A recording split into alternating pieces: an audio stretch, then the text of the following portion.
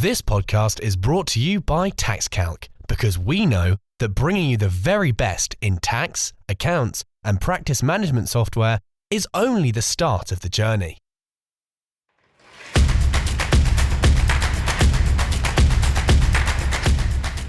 Welcome to the TaxCalc podcast of the TaxCalc webinar, New Corporation Tax Rates and Associated Companies. Presented by Andy North and Dean Shepherd with special guest Sharon Cooke. The original webinar was broadcast on the 21st of June 2023 and can be viewed at www.taxcalc.com/events. Please be aware that deadlines, rates and other technical details referenced may have changed since this date.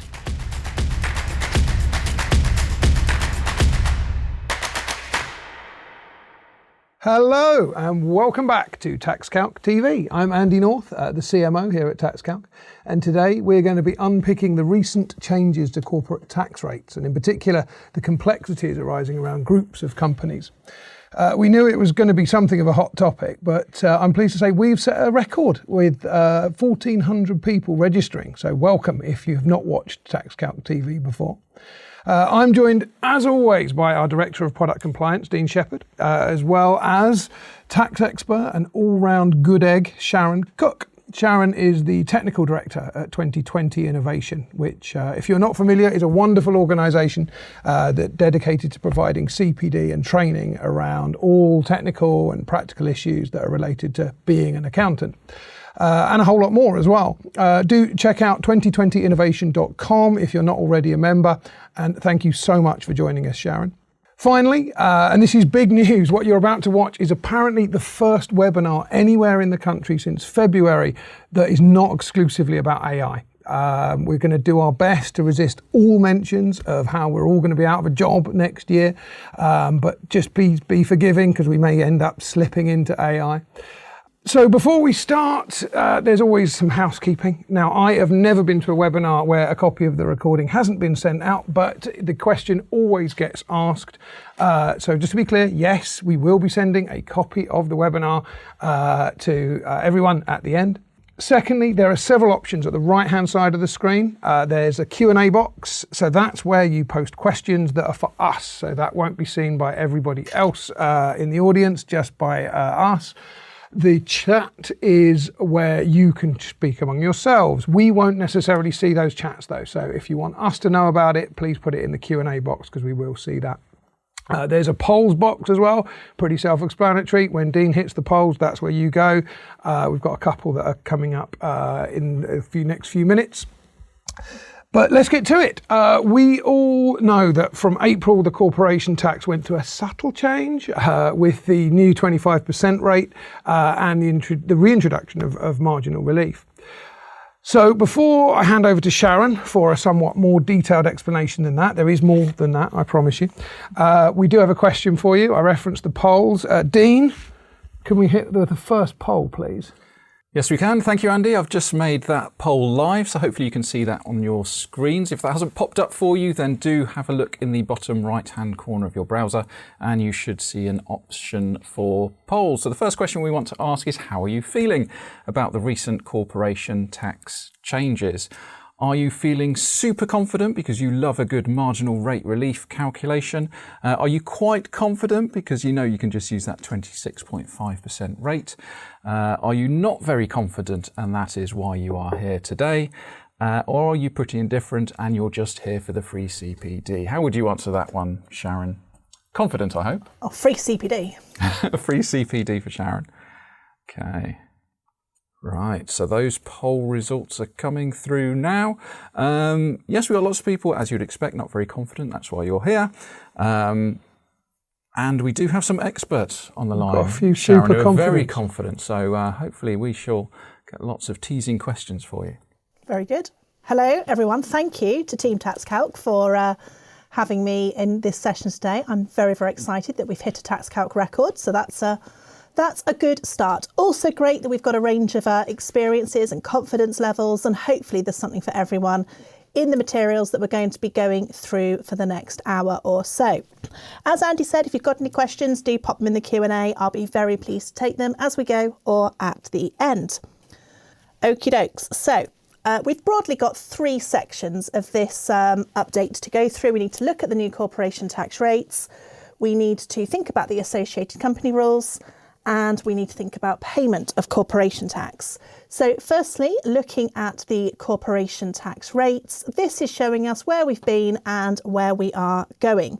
So of course, the big shift here, as Andy's already stolen my thunder, is yes, there are new rates of corporation tax in play where we've got corporation tax accounting periods that end after 1st of April 2023. We can see at the top of this table for companies that are able to qualify as small, and we'll talk about that a little more in a moment, they will remain on the 19% corporation tax rate. Then we've got for companies that are within the main rate, so they've got profits of more than 250,000, we've got this new 25% rate. And then sitting in the middle, we've got the marginal band. Now that often gets referred to as a 26.5% rate, but as we're going to look at later, we will never see that in a corporation tax comp. If a company is not small, we're paying tax at the main rate of 25%. It may then, if it's a marginal size company, get some marginal relief. So that's the framework. That is where we are. Pretty simple to deal with when we are looking at 31st of March year ends. So of course, when we move to the 31st of March 2024 year ends, I say pretty simple, does depend on associated companies, but in theory, we're slotting the company into the appropriate size threshold, using that 50 and 250,000 limit, and we're applying that new rate of corporation tax as appropriate. Okay, just a couple of other things to note on that. It was confirmed in the last budget and the current finance bill that's working its way through Parliament that those rates that we're seeing from 1st of April 2023, current plan is for those to remain beyond 1st of April 2024 as well. I also just want to draw your attention to the two rows at the bottom of the table, just to say there hasn't been a change in the instalment thresholds for the purposes of companies that need to pay their corporation tax, not 9 months and 1 day after the year end, but in quarterly instalments. What is different with those instalment thresholds is how they are divvied up within sets of companies, and we will come back to that in a mo. So we've said that corporation tax comps will be relatively straightforward if they're a 31st of March year end. What I'd like us to do now is have a look at an example of a non-31st of March year end using TaxCalc software, obviously. So this is a company you can see, you might be able to see in the top right of my screen anyway, it shows it's a wonderful 30th of June 2023 year end, and it's got profits of 400,000. So we haven't got any associates, nothing like that to think about, but with profits of more than £250,000, we're clearly looking at a large company here that will move to the new 25% rate of corporation tax. And then what you can see in the bottom part of that calculation is how the corporation tax legislation and the corporation tax software is dealing with this pre and post 1st of April 2023 split. It's been fantastic using TaxCalc for this actually, because usually in all my examples I say, I can't do it to the day. We just use round months. But what we can see here is we've got specific day splits, as it should be per the legislation. So we're saying in this CT 600 period to 30th of June 2023, we've got 274 days that fall before 1st of April. They're going to be taxed in financial year 2022. And you can see towards the bottom of the example, they are still being taxed at 19%. For the 91 365ths of those 400,000 of taxable total profits, they are being taxed in financial year 2023 at the new 25% rate. So hopefully that all makes sense, looks logical, looks like we'll be okay with that. I just want to draw your attention to the gain. Now that could be anything. This is an example that Dean and I made up, and we said let's just have trading profits and a gain. But of course there could have been trading profits, non-trading loan relationship credits, there could have been property income, whatever it may be. The key thing to note here for periods spanning 1st of April 2023 is it is a simple time apportionment of those profits chargeable to corporation tax. What we're not going to do, and we're not able to do, is go back into the source documentation and find out which of the financial years, i.e. was it pre or post 1st of April 2023, that gain arose, and map it into the correct period. We don't do that with this change in rate. We are simply going to be time apportioning the total. Now that's a little bit different what we do in situations where we have, for example, a 18-month set of financial statements and we need to apportion that into a 12-month and a 6-month period. Then we may apply different rules to the different components that are making up profits chargeable to corporation tax. But when we are looking at this simple change of rate, we've got a rate change midway through the CT600 period. Count the days, time apportion the total, simple as that. Okay? Right, this is just reminding us about effective rates. This is useful for us from an accounting point of view and also a planning point of view. So we know with this company that by the time we've got 3/4 of the profits being taxed at 19%, 1/4 being taxed at 25%, for this period, it has an effective rate of tax of 20.5%. So we won't see it in the tax comp, but when we come with our clients to look at things like loss relief or timing of plant and machinery expenditure, knowing the effective rate for a period, really useful.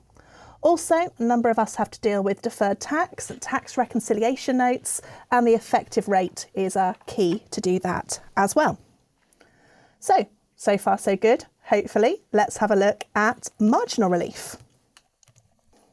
So, marginal relief has a formula attached to it. So it's not a set sum or a set percentage of the total tax. We need to work it out based on 3/200ths multiplied by the upper limit minus augmented profits multiplied by taxable total profits divided by augmented profits. All clear, everyone? Good. Now, that of course varies according to different companies, different circumstances. And as it says on the screen there, associated companies do play a factor as well, but we will come back to that later. For now, I'm just going to assume that upper limit is simply £250,000. I should also say that 3/200ths, that's set by the legislation for each financial year. We'll be using 3/200ths for financial year 23, that period commencing 1st of April 23, and for financial year 24. So to enable us to really understand this, we need to remind ourselves what augmented profits are. So augmented profits are our taxable total profits, so being the 400,000 we saw in that last example, plus any exempt dividends received by the company other than from its 51% subsidiaries. So if the company's got dividend income from minority shareholdings, for example, that isn't going to be part of taxable total profits, but we do add it in to get to augmented profits. Now, often you don't have these dividend income factors in a set of financial statements. Of course, it can be there. But if we don't have these exempt dividends outside of 51% group companies, of course, that final bit of the fraction, TTP divided by augmented profits, they're one and the same. So that becomes 1. And the marginal relief workings are as simple as 3/200ths multiplied by the upper limit minus that augmented profit or TTP figure. Okay, so we're going to have a look at how this works through in another example. So this again is the 30th of June 2023 year end. And we can see that this time we have got profits of £100,000. So again, we're saying simple 12-month period, no associates. So we can see that this is sitting between the £50,000 and the £250,000 size thresholds. We've got a marginal size company. Now, remember what I said before, we're not going to start taxing anything at 26.5%.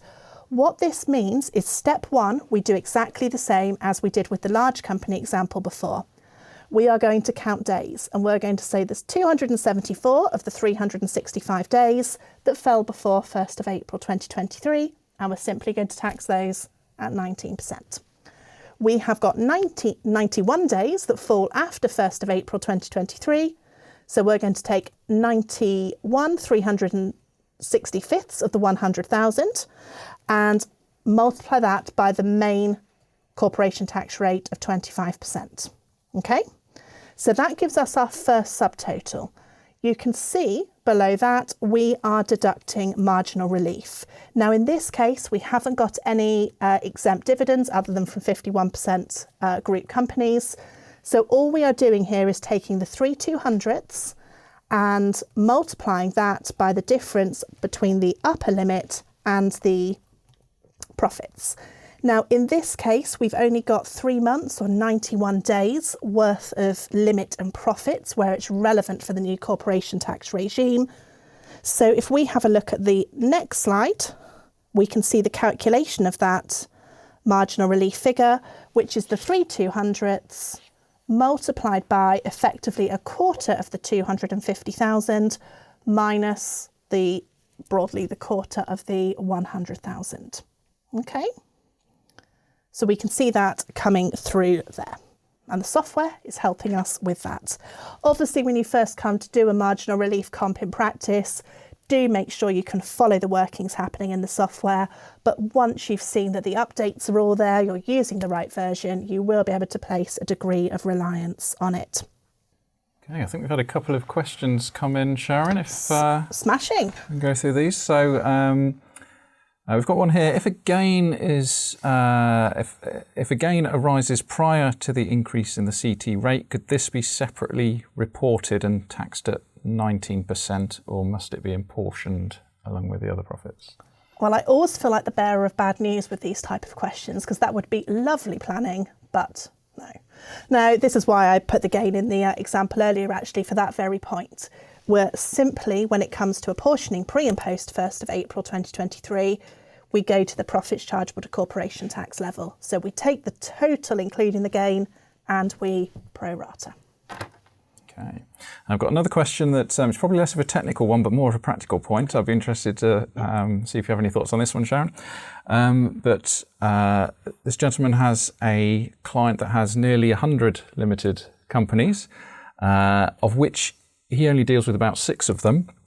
He's always adding new companies every month and has about 5 different accountants dealing with the various portfolio of companies. Mm-hmm. How should this person deal with the companies that they're responsible for? Are they able to do that in isolation or not? I'm wondering what that means, Dean. Did you get anything from that in terms of how we deal with it process-wise in the firm? I guess this person's got a bit of a problem in that they're only seeing part of the full picture. They're aware that there are these other companies, but I guess they don't know exactly what the ownership of those companies will be, whether there's any interrelationships. Okay, so we're maybe thinking ahead to associated companies here. Yeah, okay. So if we're thinking about associated companies, yeah, absolutely. We've got a challenge, I think, with any groups that may or may not have companies connected to them in some way. So I think it'd be sensible for us to run through the rules for associated companies in a mo and then loop back to that question if that's okay. But I think in practice there's going to need to be some sort of checklist or information gathering, something along those lines to just try and control the process. Yeah, and I think ultimately, even if you're not representing all of those companies which are owned by your client, you're going to need to know that information from your client in order to have the full picture of the situation. So I don't envy you being in that position, but I don't think there's any shortcut to getting the full picture from your client in that circumstance. Thanks, Dean. So what I'd like to do now is talk a bit about where that 26.5% comes from that we saw on the rates table earlier. What I've done here is with that example we've just worked through, I've reworked it a little to show how the 26.5 comes into the comp. So as I mentioned earlier, it isn't a rate that appears in the tax legislation anywhere, because what the tax legislation says is tax at the main rate and then take marginal relief off. Another way we can look at this, again for internal purposes and in particular planning purposes, is to break the comp down into segments. So another way of looking at this same corporation tax comp is to say the first part of profits equal to 50,000 when we've got 12 months worth that fall into the new regime. In this scenario, we've again got a quarter of our limit falling into the new regime. That first component in the small threshold that's being taxed at 19%. For the next segment that falls into this marginal threshold, the effective rate of tax on that segment is 26.5%. Now, it's useful to think about the overall corporation tax liability like this, because of course, if we can save £1,000 in this period because we're going to make a plant and machinery capital allowances claim, or we're going to make a loss relief claim, the net saving to that client is going to come out of the marginal piece. So it's going to generate tax savings of 26.5%. Same in reverse if the client ends up generating more profits in that period. So while a client is in that marginal threshold, 26.5% is the effective rate of anything more or anything less that comes through. So really useful for planning, but not something we will ever see in the tax calc software itself.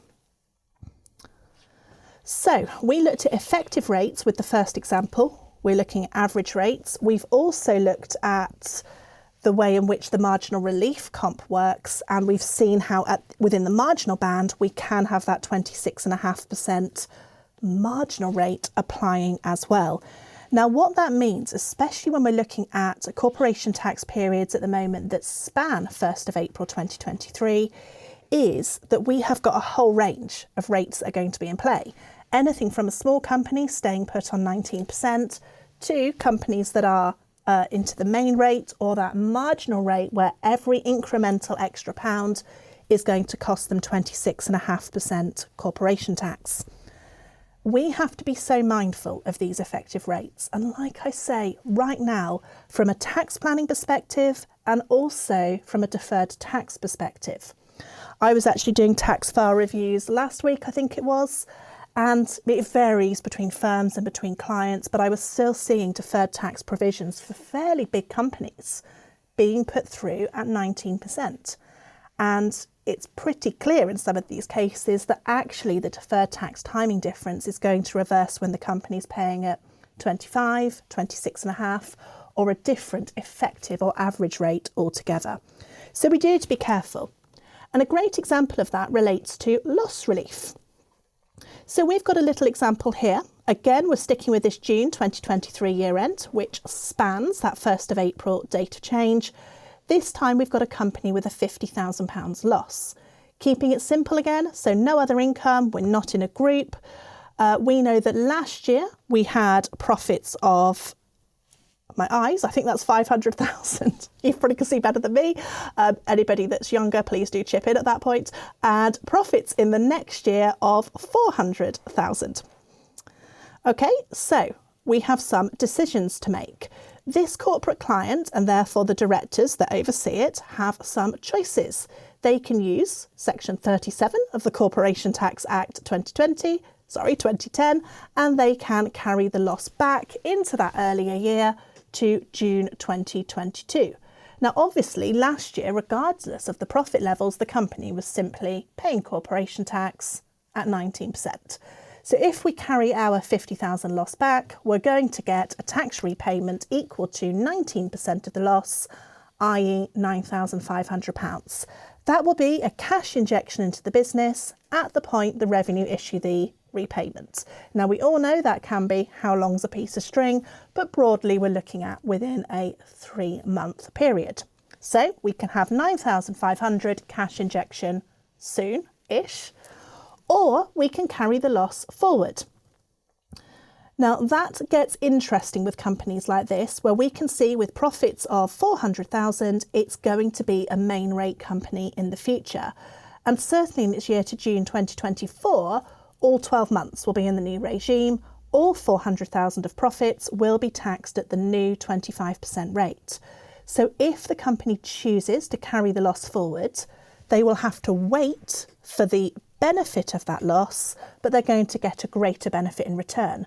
So if we relieve it at 25% corporation tax in the future, now that loss is worth £12,500, but we're not going to feel the benefit of that until we see the reduction in the corporation tax liability, which is going to fall due on or before 1st of April 2025. So it's all about Do we want the financial support coming into the business now? Is speed what matters? Or do we want to maximise the value of that relief? Okay, they're the sort of good conversations we can be having with clients when we've got these changing corporation tax rates coming into play. And again, referring back to some of these recent tax file reviews I've done, it pleases me when I can see we've had this conversation with the client and we've noted it on file, because this is a client decision. We shouldn't make assumptions. We don't want to be carrying it back at 19%, giving the client the return for approval, telling them they've got a refund. Good news. But we haven't had a conversation that they could have had more if they're prepared to wait. That gets into PI claim territory. So we need to be careful that we have the discussion and document the discussion. Okay, I am ready to start going on associated companies, but Dean, have you got anything you want to interject at this point? Well, we've had lots of questions about making the slides available for people. So yes, we will absolutely make those slides available. I know some people wanted to flip back to have a relook at some of those slides after you'd explained it and it kind of sunk in. But yes, we'll make those slides available to everybody afterwards, so you can download a copy. We have had a request for a TaxCalc t-shirt. Yes, if you come and work for TaxCalc, you can get one of these rather dashing t-shirts, but not otherwise currently available. And lots of questions about associated companies. So I think perfect timing to come onto that section, and we'll absolutely hopefully see if all those questions are answered for you. But if not, fire some more into the question panel. Great. Fantastic. So, due to popular demand, let's do it. Associated companies. We have got broadly 2 rules that can mean companies are associated with each other. Just to backtrack, why do we care? Those limits we've been talking about. So there's 4. I won't get you to do a quiz, but remember we've got the 50,000, we've got the 250,000, we've got the 1.5 million, and we've got the 20 million. All of them are as divided by the number of associated companies. Everything we've seen so far in our examples have been based on singleton companies that get all of those limits to themselves. But if companies are associated, they must share, and they must share evenly. So there's nothing we can do to say we've got 2 associated companies, one is going to have £1,000 of the 50,000 limit, the other is going to have 49,000. It doesn't work like that. It's a straight split. So the 2 ways that companies can be associated is one has control of the other, as we can see on the left, or they are under the control of the same person or persons, as we have on the right. So we're looking at group structures, we're also looking at companies under common control, okay? And those palm trees on the screen are to remind us that it doesn't matter where the companies are located. So that can be anywhere in the world. It's all about control. So control is defined in the legislation as when a person exercises or is able to exercise or is entitled to acquire direct or indirect control over the company's affairs. Now, sometimes, but not always, when we are considering whether a person can control, we have to consider the rights of their associates. Now, that's quite a broad definition in itself, but it does in particular include family members. So we'll look more at that. We don't always have to do it, but we sometimes do. And of course, you'll all have corporate clients on your portfolios that don't have clean or simple ownership structures where it's just 1 person, 2 person or 3 person. Sometimes we've got companies with multiple shareholders. Nobody on the surface is looking as though they've got control. That doesn't mean we can wave a white flag and move away from these associated company rules. We then need to start looking at this concept of, are there any groups of individuals that can club together and between them, they can exercise control in 2 or more companies.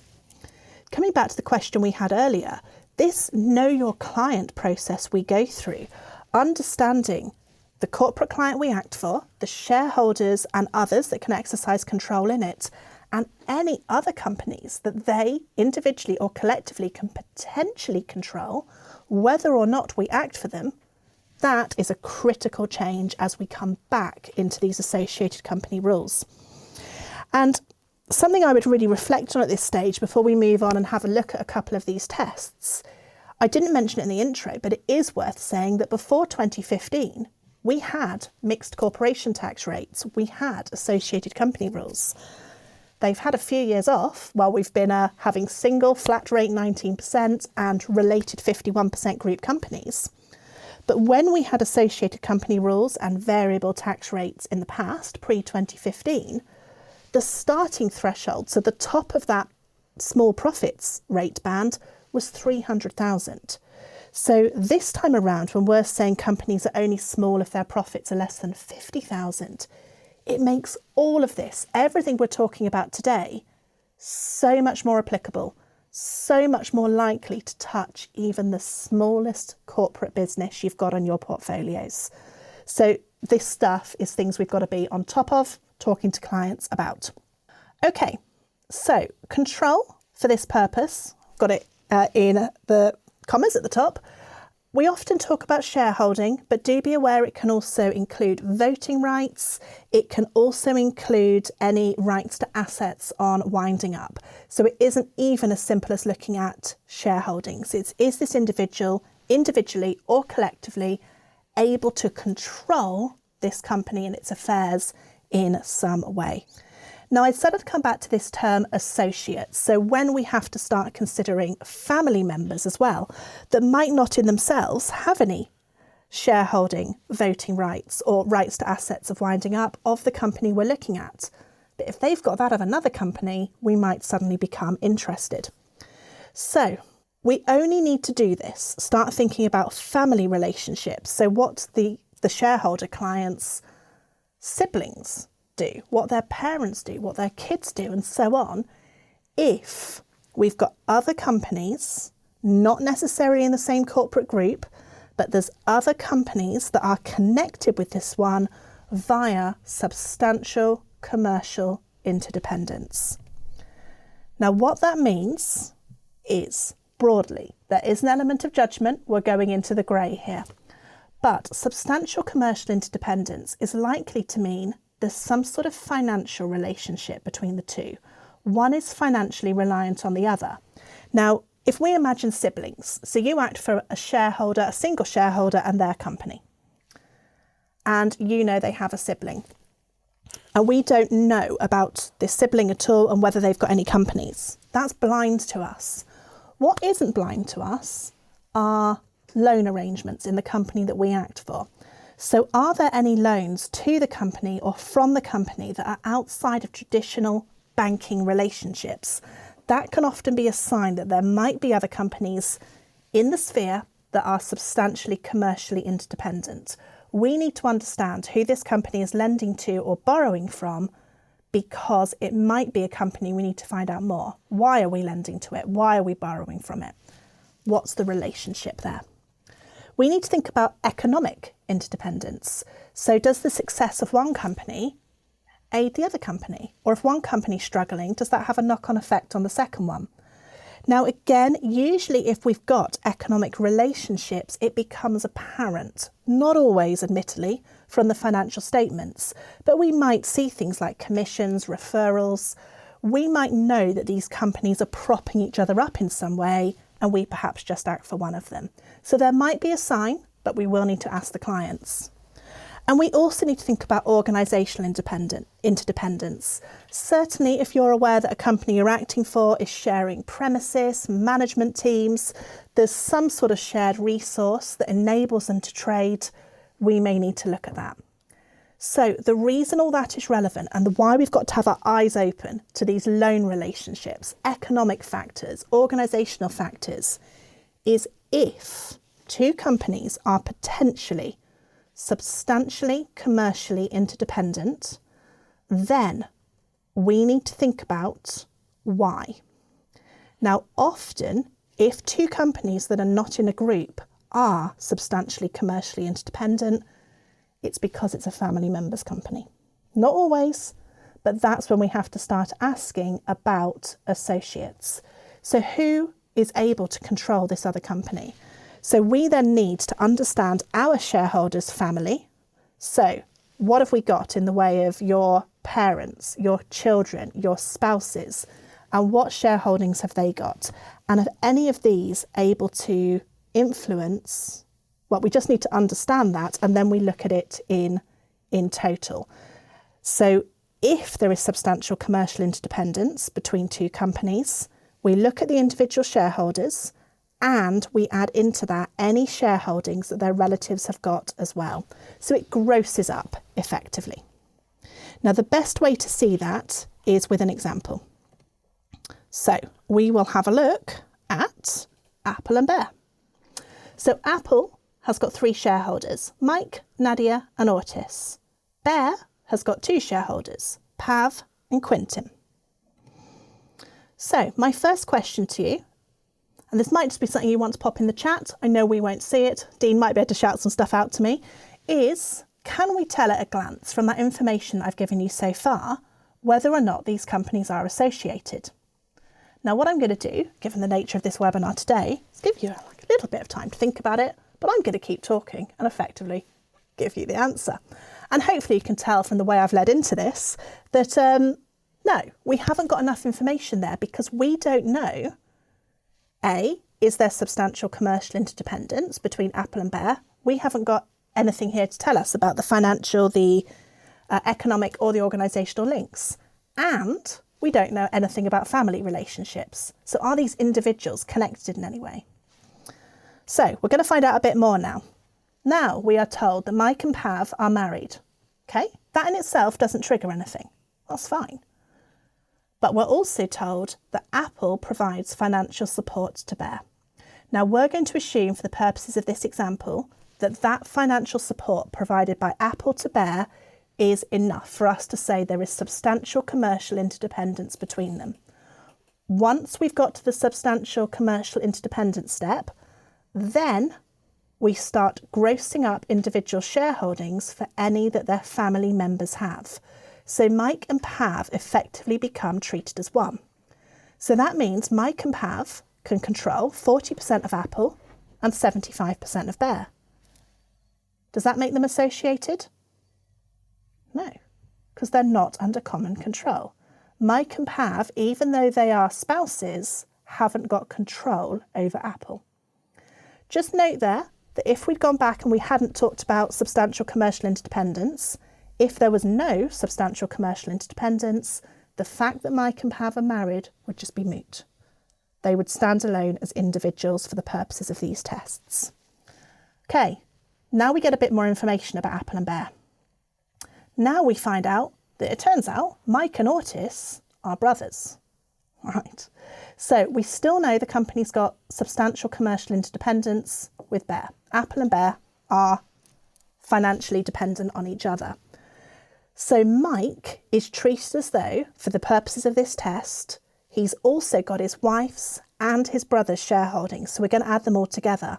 So now, by virtue of these associates, Mike can control 60% of Apple and 75% of Bear. The two companies have triggered the associated company test. They've each got a small profits limit of 25,000. They've each got that main profit limit of 125,000. And as we'll see in a moment, they'll be sharing the payment instalment threshold limits as well. Right. So that was family members. And we had it on the slide, but I didn't specifically say when we're talking family members, we look up to parents, grandparents and beyond. We look down to children, grandchildren and beyond. We look sideways across to siblings. We don't go into diagonals. So we're not interested in aunts, uncles, cousins, anything like that. Of course, in real life, you'll also have step relationships, fostering, adoption, and there are tax rules around all of those relationships as well. It'll just be necessary to look them up on a case-by-case basis. Right, another one of these rules I wanted to talk about was this concept of minimum irreducible groups. So we might have a company that's got lots of shareholders and nobody in themselves can control more than 50%, looking at votes and shareholdings. And as I said before, that doesn't mean there's no associates.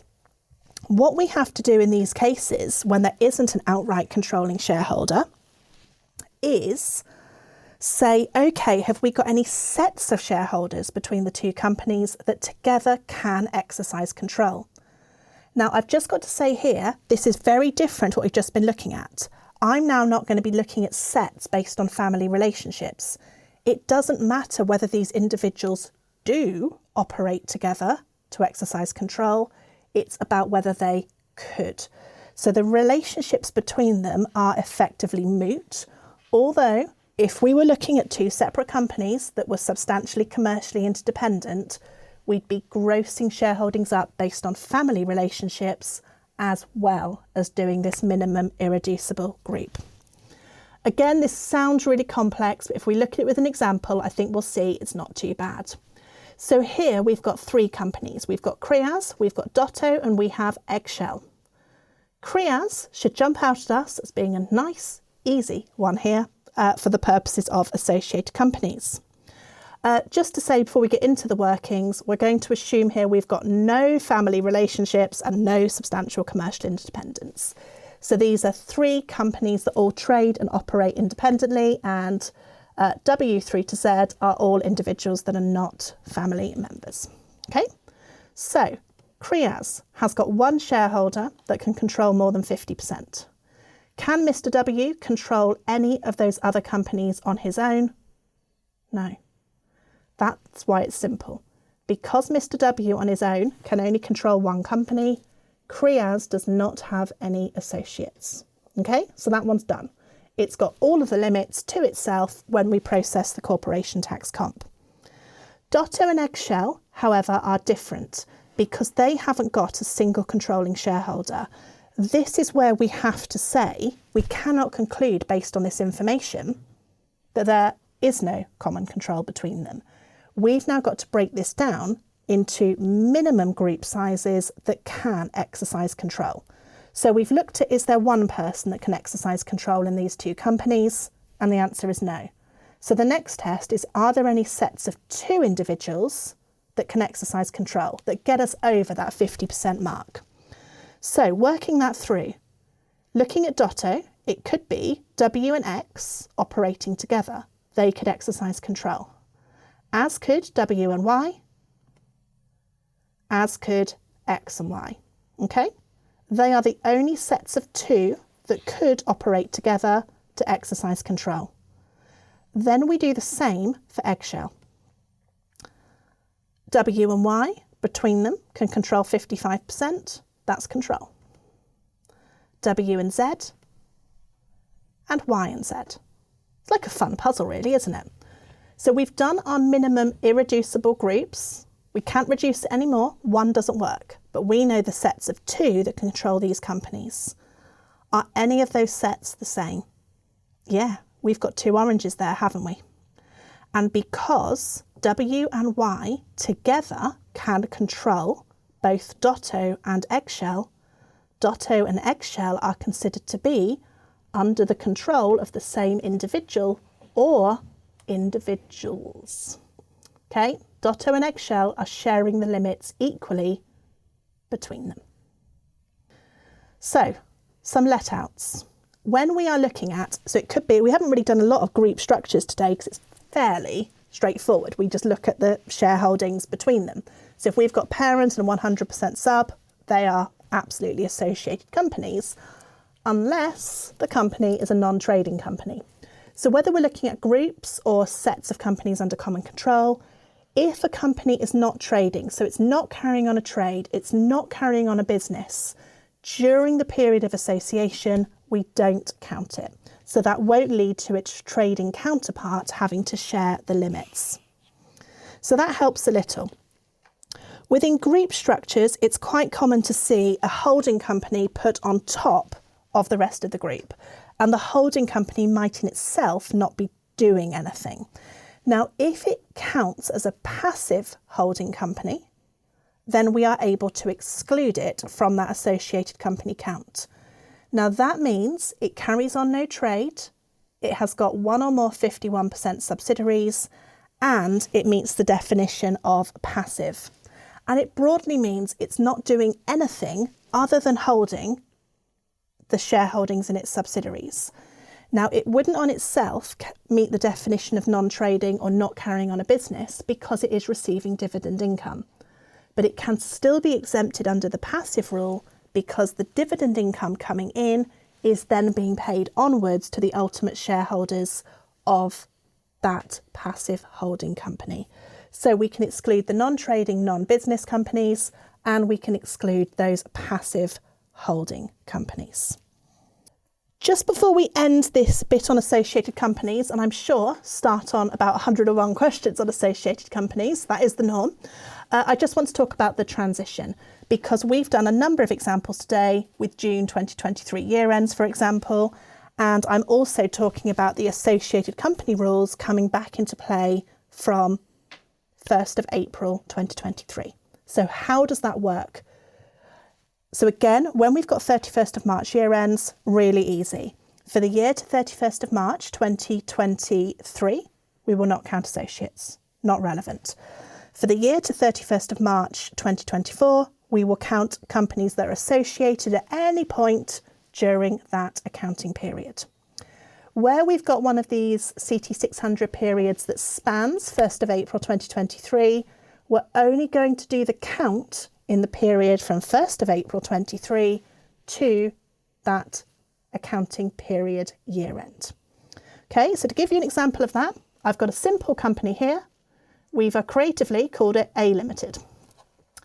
It's a small company, so it's got profits of less than £50,000 a year. It's got our classic June year end. Profits are actually £40,000 a year.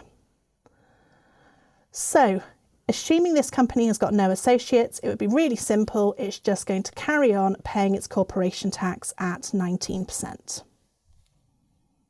But we need to look further than that, don't we? Because what if there's anything that we've been looking at so far that could trigger the associated company rules? So what if I now tell you that Grace, the 100% shareholder of A Limited, also has 100% of the shares in N Limited, or had 100% of the shares in N Limited? Because this story goes on to say she sold those shares on 30th of November 2022. So we're looking at a June 23 year end for A, but I'm saying to you, we only need to count associates that existed between 1st of April 23 and 30th of June 23. So N was there in the CT600 period, but it isn't relevant for the associated company count. Now, if that piece of information didn't exist and N was there and it was still there up to the year end, Grace would no longer be a small company. And for the 3 months that fell after 1st of April 2023, we'd be taxing at the main rate and then giving marginal relief. Dean, go. We got a question. We have a lot of questions. Firstly, apologies, we probably won't have time to get to all these questions, but we'll try and get through as many as we can. And I think actually Sharon covered a lot of them off during that section, but I always think it's nice to test Sharon anyway to see if she can answer this one. So let's get playing through. We did get lots of questions about dormant companies and holding companies, which you've just covered. But if there are any ones with slight nuances, I'll bring those in. But the first one we've got here from Chris is: if individual A and B own 50% each of a company, yep, and individual A and C own 50% each of a separate company, yep, are those companies associated? It's a great question. Oh, it immediately made me think, I wish I'd brought a pen because I could have written that down, but I think I've managed to get that. And it's the classic 50%. Now, for control, we need to get to more than 50%. So it was A and B, I think, first company, wasn't it? And C, I don't think is going to be relevant here. So for A and B, on the surface, that is 50%. And on the surface, therefore, neither of them has direct control. But we've got to be really, really careful there. So remember, we're looking at shareholdings, we're looking at votes, we're looking at assets on winding up. We also, when we're digging into control, we need to look at, does one of them have casting votes in meetings, for example? Now, if the answer to all of those is no, it's 50% and stop, it's literally the case that A and B have 50%, not one of them can go, yeah, I've made the decision, we're doing this, then we haven't got a single controlling shareholder. Now, if B was a single controlling shareholder, of the AB company, we then do the same with the BC company. Is that literally 50%, or considering votes, assets, votes in meetings, ability realistically to push things through, can B control that one? So it's possible, based on that, the journey could push through to associates. We then, if we're saying it really, really is 50%, step back, because we've still got to keep going here. We've just been talking about minimum irreducible groups. So if we can't get to control with one person, can we get to control for two? So A and B together can control the AB company. Can A and B together control the AC company? No. Good. Then we have to consider, it's good this, isn't it? Do the companies have substantial commercial interdependence? Have we got the loans, the financial arrangements, the economic dependency, the organisational dependency? If the answer to that is no, we're done. They're not associates. But if the answer to that is yes, now we need to start looking at family relationships. And if it turns out, for example, that A and C are married, now their rights overlap. And we'd be back to saying that A/C and B can control company one and they can control company two. And therefore they're associated. Good. Well, I hope everybody was keeping up with that. Wow. I wonder how many people on the call, like me, were confidently thinking, no, they're absolutely not associated companies, only to discover the answer, as always. As Andy always says, the answer is always, it depends. It's always a grey area. So you brought out if two people were married there. We did have another question there. If you've got a married couple or a couple in civil partnership who independently have their own companies that each owns 100%, Yeah. and their only kind of commercial dependence is the fact that they are both running from the same premises, i.e. from home, would that make them associated companies? Oh, I thought we were getting into dodgy area there, but that sounds, if they're both operating from home, they haven't got staff or operational capabilities. It's literally just an office. When we were looking at substantial commercial interdependence earlier, I think the slide itself said it's judgmental, and it is judgmental. But based on those facts alone, we're saying there's no financial relationships, there's no economic relationships. And if all we've got is admin offices in the same premises and they're separate, the businesses don't, to me, feel like they're interlinked. This feels like almost a post-COVID thing where so many people are working from home that my judgment, but we'd have to make, our own and our own firms, is that isn't enough to trigger substantial commercial interdependence. And as such, husband having his own company and wife or civil partner having his or her own company, fine, they can each keep their own limits. I'm going to go Holly Willoughby on you and go, are you okay? Taking this in. I am conscious of time. We've got about 5 minutes before we get to our allocated hour, and we've still got to cover off the payment of taxes. Yes, please. So we'll get to that. If everyone watching, I think we're going to be probably running over by 10, 15 minutes to take some more of these questions and try and tidy up as many as possible. If you can hang around, we'd love you to. So let's take a look at payment and taxes and the implications of that. We're wonderful. Let's do it. This section's quite quick, you'll be glad to know. Not quite as complex, but it's tax, so there are some exciting bits in it. Right, so back to the slides. Payment of tax. This is going back to our very first slide when we're looking at rates. We saw these two limits down at the bottom of the screen. Everything we've been looking at so far today, we haven't had companies that are big enough to pay in instalments. So the company examples we've looked at so far have been companies that will pay their calculated liability 9 months and 1 day after the end of their accounting period. But we have to remember that if companies trigger the large or the very large size threshold, they need to move from paying 9 months and 1 day after the year end to paying in quarterly instalments starting during the accounting period in question. The very large company concept, the 20 million limit, that came in back in 2017, I think, and that is a series of accelerated instalments. So if a company's very large, it's paying its instalments quicker, sooner in the accounting period than a large company. So for these bigger companies, they have been dividing the 1.5 and the 20 million limits between groups because since the associated company rules were abolished back in 2015, we've had the concept of related 51% group companies.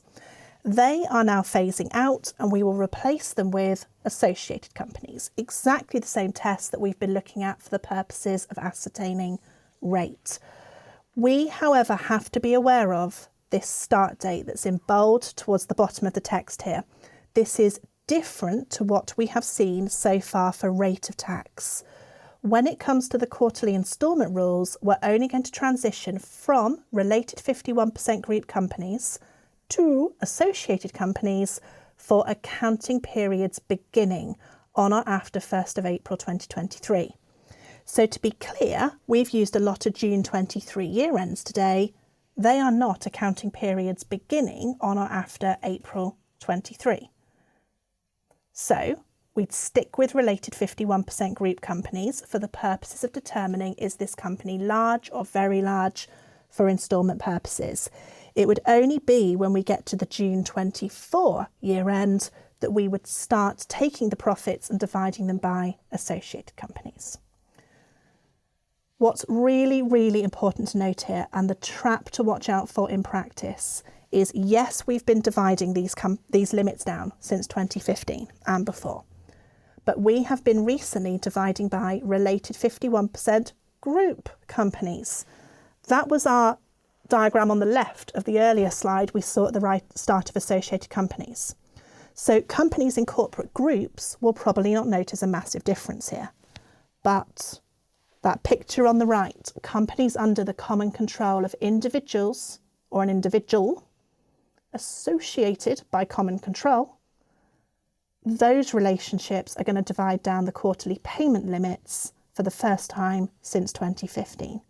Again, just like we saw for the rates limits, it's an equal divide. We don't get to choose. Now, there is an example of that in your slide pack that, given the time, I will leave with you, but it shows us a company that is paying in instalments and when that phases in. And the period of grace rule that you may be familiar with corporation tax instalments, that still applies. So if we have common control triggering the instalment rules for the first time, it remains the case that in most cases, the first time that company becomes large, it gets a period of grace, and it's the second year it's large that it will need to start paying its instalments in the period. So, planning points. Where we have got individuals or sets of individuals with multiple companies, or even group structures with multiple companies, given that is dividing everything down, which means it's going to push tax rates up and accelerate tax payments, now is the time to be having conversations with clients as to whether that structure, whether the operation of separate companies or multiple companies still works. Do we need this company? Could we move the activity into another company? What would that look like? Now is when we should be having those conversations to see if we can slim anything down. If companies will be moving into instalments for the first time, we can be offering profit and cash flow forecasting services. So the directors of these companies are going to need to get used to their new payment stagger. And in particular, as you'll see from the example in the slide pack, their last payment of corporation tax under the 9-month and 1-day rule is going to fall after their first instalment that will be due under the new regime. So we've done a lot in the last hour. We've talked about corporation tax rates, we've talked about associated companies, we've talked about the payment, and hopefully we've talked about how we can make this proactive and valuable advisory work as well. Whew. Thank you, Sharon. So I think there's probably too many questions for us to wrap up now. So let's, are there any particular ones glaring out? I mean, there are a few that I've seen that there's lots of interesting questions, I have to say, Andy, particularly around the associated companies we may have to go back into that. Which I think is always worth a revisit. Yeah. If we don't get to one of your questions, then just assume the answer is it depends. I think will be the sensible approach. So this was quite interesting. Do individuals have to be legal spouses for the associated rules purposes? I take it that individuals in relationships count too. Well, that's a great question. My understanding is it does need to be legal in the marriage or civil partnership state. I haven't seen anything, read anything or been aware of anything that common law type arrangements would be caught. So I'm going to say I think not, but it's tax, so I always want to be a bit, but I don't think so, no. Great. We've had a question, is there a box on the corporation tax return to note the number of associated companies? There is. Yep, so do make sure that's flowing through properly. It should be, I'm sure, Dean, you've tested this in the tax calc software. Do just make sure that what you're putting into your comp and what's going through into the return is right. And do watch out, there can sometimes be a quirk here. So I'll talk about there being 2 associated companies and we're dividing by 2. But the disclosure you need to make is often how many associates other than the company in question are there. So it might be the disclosure you're making is 1 in that example. Yeah, that always catches me out. I think the way that question's worded on the corporation tax return itself, but yes, there is a box to put that in. We've got a question on the substantial commercial independence. You gave 3 examples. Does it have to be all 3 of those, or can any one of those items trigger that element? Yeah, great question. Those are all examples given in the revenue guidance. So it could be any of them, and it's going to depend on weight. So in my judgment, and it's back to this judgmental point, it's a £100 loan, probably not going to trigger financial interdependence. So can this company carry on trading without this financial relationship, without this economic relationship, without this organisational relationship? So can one continue without the other? If you've got a good argument for that, so there's a loan, but it's minor in the scheme of things, you wouldn't necessarily trigger it. But in answer to the question, you'd consider any of them, and one of them could trigger it if it was sizable enough to be substantial. Okay. And if we do one more question, quite an interesting one. If you've got multiple trading companies who are all members of an LLP, does that mean that they are all associated? I'm going to just need to get the brain cogs going on that one. So we've got multiple companies that are all members of the same LLP. On the surface, I feel like I'd like to get into my tax libraries on that, but on the surface, I don't think so, because we don't know at this stage anything about who controls or owns those individual companies. So the fact they've all invested in a partnership probably means the shareholders at the top are all in the same partnership, so they're business partners. So it's possible, but we haven't got enough information to know. We'd need to understand the shareholders, understand the relationships between them, and business partnerships can be a factor. Awesome. Thank you very much, Sharon. I really appreciate that. I have a couple of questions that both come up in here. If someone watching feels that they want some kind of flow chart, some kind of checklist, does such a thing exist? Well, you asked at the very start that we don't mention AI, didn't you? I was going to say, is there a way of cramming AI into this? Please. Let's try. I have been getting asked this question a lot, and I have had to play with some things. It's actually quite hard to do because it's so broad, isn't it, what we've been talking about today? And actually, just yesterday, I was asking ChatGPT what it can do, and it produced something that wasn't bad, but it, again, just with all these, but this, it concerns me that we either end up producing something that's unduly complex for a client to use, or it's unduly simplistic, and that can be dangerous in itself as well. So we are looking at it at 2020 Innovation, but my advice to you would be to really keep your know your client information.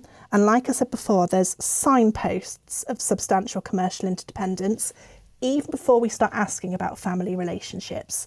So is this company operating with another one that appears something other than at an arm's length? That starts to suggest there could be interlinking. And it's that kind of feel, that kind of flavour that should get you asking more questions of the client. So I think that would be my approach for now, to do it on a very discursive basis, really have eyes open. But absolutely, if we are able to produce something that isn't unduly complex or unduly simple, we'll get that out under the 2020 resources. Fabulous. Okay, so thank you so much for presenting all that. That was an incredible amount of information in a really short period of time. I might need a little lay down at the end of this. And we got away with just about not mentioning AI. So You did it. well done all. So thank you so much, Sharon. Thank you, Dean, as well, for joining us. We really appreciate you coming in and joining us.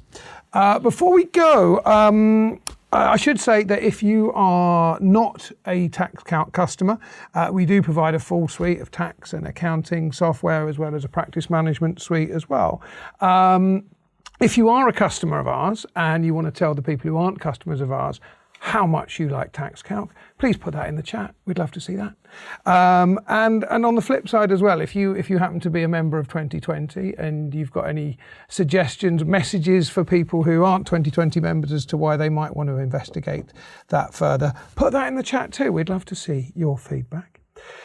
So we are taking a bit of a break with TaxCalc TV throughout August. We will be back on the 6th of September. We're going to be joined by David Logan from Tag Tax, who's going to be talking about tax planning issues for the coming year. So please check in for that if you want to come along. Keep an eye out for emails. We'll be sending out an invite to that, but that will be the 6th of September at 2:30 p.m. right here. In the absence of anything else, and we've gone well over time, I want to thank my guests once more. Really appreciate you coming. Hope that was useful. Goodbye.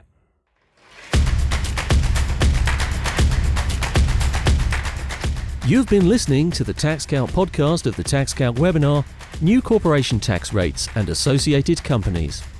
The presenters were Andy North and Dean Shepherd, with special guest Sharon Cooke. The producers were John Davis and Tom Holmes. The original webinar was broadcast on the 21st of June 2023 and can be viewed at www.taxcalc.com/events. Please be aware that deadlines, rates and other technical details referenced may have changed since this date.